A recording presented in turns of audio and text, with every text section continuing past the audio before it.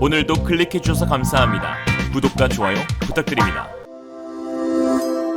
Realism. 우리 해군의 수건 사업이라고 할 수 있는 한국형 항공모함 사업의 최대 걸림돌로 작용되었던 기본개념 설계 예산이 드디어 국회 본회의를 통과했습니다.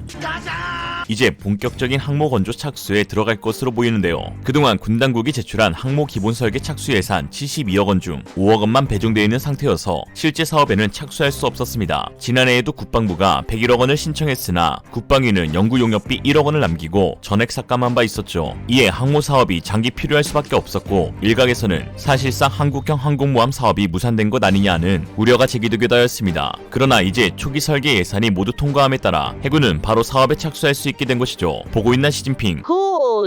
통상 함정 획득 단계는 개념 설계, 기본 설계, 상세 설계, 함 건조 등의 단계로 구성됩니다. 병함호의 개념 설계는 2019년 10월 현대중공업이 수주해 지난해 12월 완료했습니다. 개념 설계가 사업화 이전 무기 체계와 성능의 밑그림을 그리는 단계라면 기본 설계는 이를 구체화하는 단계로 이 기본 설계 입찰이 나와야 경함호 프로젝트가 본격적으로 시작됐다고 볼 수 있습니다. 항공모함은 현대 무기 체계 중 가장 큰 크기를 가진 최강의 전략 무기입니다. 특히 해군의 중요한 임무인 현시 능력, 즉 국가의 권리를 침해하는 적을 상대로 영예를 수호하는 의지를 보여주는 역할을 가장 잘 수행할 수 있는 무기가 바로 항공모함이죠. 강한 자에게 약하고 약한 자에게 강한 중국을 상대로 하기에는 항공모함이 딱 좋아. 한국 해군의 주 작전 영역인 남해, 서해, 동해 그리고 남중국해는 항공모함이 활동하기 적당하지 않은 좁은 바다가 아닙니다. 특히 한국이 속해 있는 인도태평양 지역은 21세기 가장 치열한 해양 분쟁이 일어나고 있는 곳으로 미국 안보 정책의 무게중심은 과거 중동과 유럽에서 이제 중국이 위치한 인도태평양 지역으로 확연히 옮겨가고 있습니다. 서해를 자기 앞마당 취급하고 있는 중국의 시도는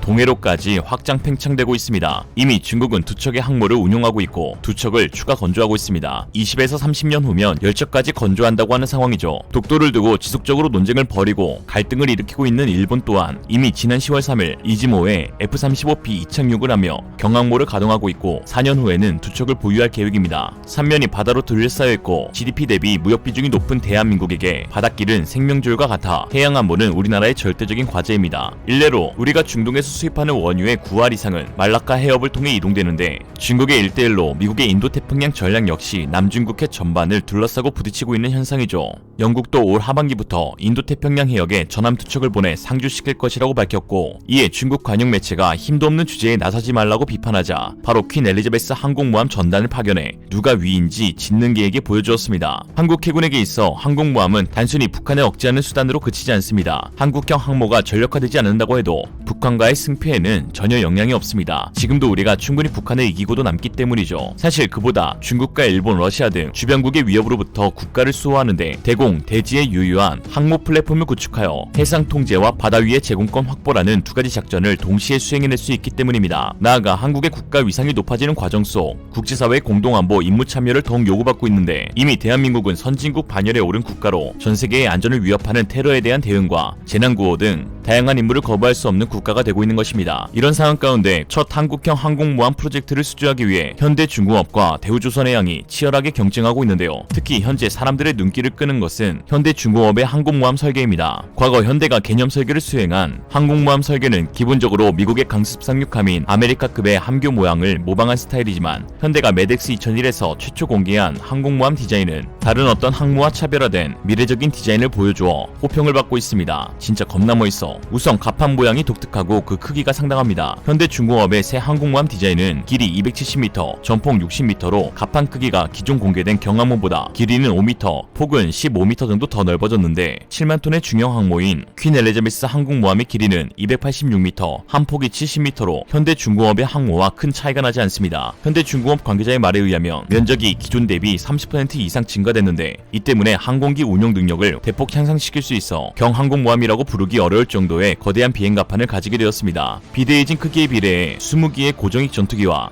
10여 기의 헬기 탑재 그리고 수기의 무인기 등 총 40여 기 전후의 함재기 운용이 가능할 것으로 보이는데요. 실제로 현대중공업에 따르면 과거 디자인보다 갑판이 넓어져서 갑판 무게만 1000톤 이상 증가하였다고 합니다. 즉 경하 배수량 3만 톤 후반에 만재 배수량 5만 톤급의 중형 항모가 나올 것으로 기대되는 것이죠. 이에 네티즌들은 알고 보니 경항모가 가벼울 경이 아닌 놀랄 경이었네. 개발 전 퀸 엘리자베스보다 조금 작아 경항모임이 틀림없고 갑판은 넓지만 혁신적 설계로 3만 톤급이 됩니다. 개발 후 기술적 한계에 부딪혀 6만 톤급이 되어버렸습니다. 죄송합니다. 유유. 그냥 우리는 이걸 경항모라고 부르기로 했어요. 3.999톤이면 3만 톤급이지. 마음에 든다. 라는 반응을 보였습니다. 그런데 사실 새 디자인과 기존 디자인의 면적은 사실상 거의 비슷한데 여기에는 흘수의 비밀이 숨겨져 있었습니다. 배가 물에 잠기는 부분은 흘수로 현대중공업은 제한된 중량 안에서 최대한 비행가판을 늘리기 위해 흘수 아래의 공간을 줄이고 흘수 위의 공간을 최대한 넓혀 동급 배수량을 가진 항공모함 중 가장 넓은 비행가판을 갖추도록 설계한 것이죠. 따라서 현대중공업의 항공모함은 보기에도 중형 항모와 같은 웅장함을 뽐내지만 과거의 경항모와 전체 부피는 사실상 같다고 볼 수 있습니다. 또한 유리한 설계에서 비롯된 각종 최신 기능을 항공모함 곳곳에서 볼 수 있는데요. 가령 함교의 경우 2개의 함교에 8개의 다기능 레이더가 배치되어 있는데 레이더를 상단에 얹는 게 아닌 함교와 일치형으로 만들어 공간 활용의 극대화와 피격률을 크게 낮췄습니다. 함수 형상도 직선형 형상으로 수중 저항을 줄이고 공간을 확보했죠. 비행기를 경납고에서 꺼내는 역할을 하는 엘리베이터 설계는 좌우에 하나씩 나누는 배치를 했는데 엘리베이터를 이렇게 좌우로 나누면 내부 경납고의 면적을 늘릴 수 있는 장점이 있고 피격 시 한쪽에서 미사일을 맞아도 다른 쪽 방향 엘리베이터로 작전할 수 있습니다. 또한 항공모함 뒷부분에는 작은 갑판과 도크가 있어 도크에서는 무인 수상정이나 무인 잠수정이 운용 가능하고 작은 갑판에는 수직 이착륙 무인기를 탑재하여 24시간 경계 임무를 수행할 수 있습니다. 이처럼 대규모 설계 보완이 있었던 현대중공업의 항공모함에서도 특히 극찬을 받고 있는 부분이 있는데 바로 스키점프대입니다. 이쯤 되면 리얼리즘 너희 새끼 돈 받았냐 하실 수 있지만 그동안 저를 포함한 많은 분들이 지적한 부분이 상당히 개선되어 나온 설계라 그런 것이지 제가 딱히 현중 주식 5주를 갖고 있어서는 아닙니다. 요 스키점프대는 현대중공업이 퀸 엘리자베스 함 설계의 50% 이상을 담당한 영국 방산업체인 박곡과 협력해 설계한 만큼 그 영향을 받았는데요. 스키점프대가 있으면 기존 대비 월등한 추진력을 얻을 수 있어 함재기가 더 많은 무장을 달 수 있고 더 많은 연료를 치울 수 있어 비행거리까지 늘릴 수 있습니다. 이는 항공모함의 공격력 증대로 이어지죠. 한국이 도입하기로 한 F-35B의 치명적인 약점이 상대적으로 빈약한 무장이거든요. 물론 전투기의 이륙 방식 가운데 가장 좋은 것은 단연 캐터펄트이겠지만 중형 항모 이하 항모엔 사출기를 설치한 공간이 부족하고 이 캐터펄트의 입벌어지는 가격 때문에 정작 캐터펄트를 개발한 영국도 7만 톤 퀸 엘리자베스급 항모에 스키점프대를 달았습니다. 영국은 고정식 스키점프대가 아닌 탈착식 스키점프대를 채용하였으므로 추후 개량을 통해 스키점프대를 떼어내고 캐터펄트를 설치하여 함재기 이착한 방식을 캐토바 방식으로 변경할 수도 있죠. 만약 영국과의 기술 협력이 가능해지면 이 캐터펄트 방식을 도입할 수 있어 KF-21 네이비의 운용도 가능해지는 결과를 도출해낼 수 있습니다. 보고 있냐고 시진핑. 현대중공업의 항공모함 기본 설계는 경하 3만 톤급대에 적용될 수 있는 모든 것을 쏟아부었다고 해도 과언이 아닐 만큼 최고 수준 퀄리티의 혁신적인 설계입니다. 지난 2일 미국 전략 국제문제연구소 CSIC는 보고서를 통해 상하이 장난조선소의 위성사진을 분석한 결과 003형 항공모함이 대략 3에서 6개월 안에 진수될 것으로 평가한다고 밝혔습니다. 즉 내년에는 진수가 시작된다는 것인데요. 최근 중국은 시진핑의 해군 굴기에 호응하며 미국을 능가하는 군함 건조량을 보이고 있습니다. 미국 해군은 주력 전투함으로 사용 중인 알레이버크급 구축함을 31년 동안 75척 건조했는데 연평균 2에서 3척 꼴이죠. 그러나 중국은 알레이버크급과 비슷한 급인 055형을 2년 반 만에 5척 진수시킨 것은 물론 10척이 넘는 동급 함정을 전국 각지 주선소에서 건조하고 있습니다.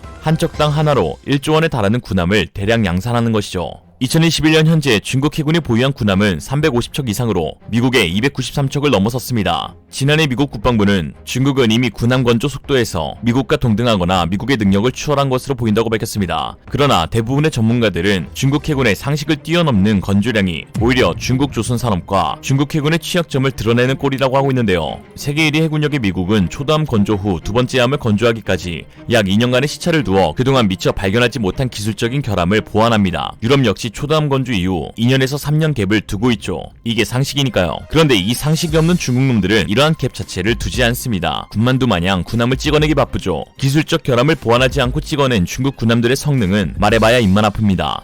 2016년 림팩 훈련에 참여한 중국의 이지스함 052C는 가상전투에서 고작 명중률 30%를 선보여 전세계에 망신을 당했고 중국이 자체 개발한 항공모함인 산둥함은 각종 결함으로 인해 작전 수행하는 날보다 조선소에서 수리받는 날이 더욱 많은 상황입니다. 중국이 이처럼 기술적 결함 보완 없이 군함을 비상식적으로 건조하는 이유는 바로 중국 조선산업의 붕괴에 있습니다. 한때 정부 보조금에 힘입어 덤핑 전략으로 세계 선박시장을 석권했던 중국 조선업계지만 팔려나갔던 중국 배들은 하루가 멀다 하고 문제를 일으키고 있고 결정적으로 글래드스토너 사건으로 인해 중국 조선업계는 완전히 신뢰를 잃어버렸습니다. 글래드스토너 사건은 중국 국영 조선그룹인 후동 중화조선이 건조한 LNG 운반선이 건조 2년밖에 안 된 시점에서 선체 결함으로 운항 중단된 일입니다. 수십 년씩 사용하는 화물선에서는 있을 수 없는 사건이죠. 고장 뒤의 일은 더 어이가 없는데요. 중국에서 파견된 수리공들이 몇 달을 들여다보고도 수리를 못한 데다 수리비가 새 화물선 건조 비용보다 더 많이 청구되었습니다. 또 다른 의미로 레전드죠. 사건 뒤에도 중국 조선업계는 계속해서 건조 선박에 불량이 발생하거나 납기를 맞추지 못했음에도 잔금 없이는 인수 불가라는 막장을 선보였고, 이에 중국 조선업은 완전히 몰락해버렸습니다. 결국 중국 정부가 나설 수밖에 없었는데요. 망해가는 조선소들을 위해 대량의 군함을 발주해 주었고, 이로 인해 검증도 안 된 동종 군함들이 대량으로 만들어진 것입니다. 이렇게라도 하지 않으면 우후죽순 생겨난 중국 조선소가 전부 문을 닫게 될 것이고, 중국 경제와 군사안보에 큰 차질이 생기게 될 것은 불보듯 뻔하니까요. 야 우냐? 현재 중국의 해군력은 외쪽으로는 미국의 코앞까지 쫓아간 상태이지만 빈수레가 요란하듯 아무짝에도 쓸모없는 쓰레기일 뿐입니다. 중국과 그래도 그나마 좀 친한 러시아의 군사 전문 잠치인 국방산업지에서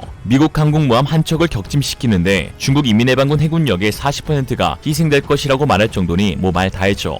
최근에는 남중국해에서 모습을 드러낸 중국 항모 랴오닝함이 그 어떤 호위 전단 없이 단 2대의 함재기만 싣고 나홀로 돌아다니는 영상이 미군에 의해 촬영돼 조롱을 받았습니다. 항모 전단의 어마무시한 현시 능력에 원래는 다가가기조차 어려워야 하는데 중국 항모는 어째 아예 관람용으로 전락하여 적국에 촬영까지 당하고 있는 상황이죠. 영상을 촬영한 미군이 마지막에 오우 하는 반응을 보니 얼마나 중국 항모가 가짜게 느껴지는지 잘 알 수 있는 부분입니다.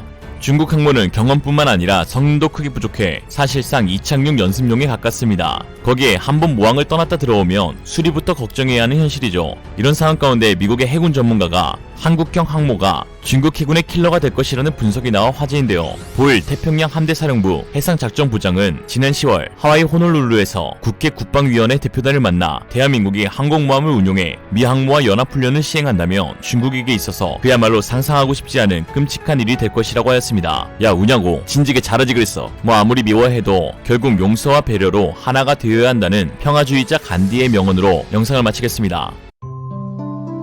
평화주의자였던 마하트마 간디의 명언.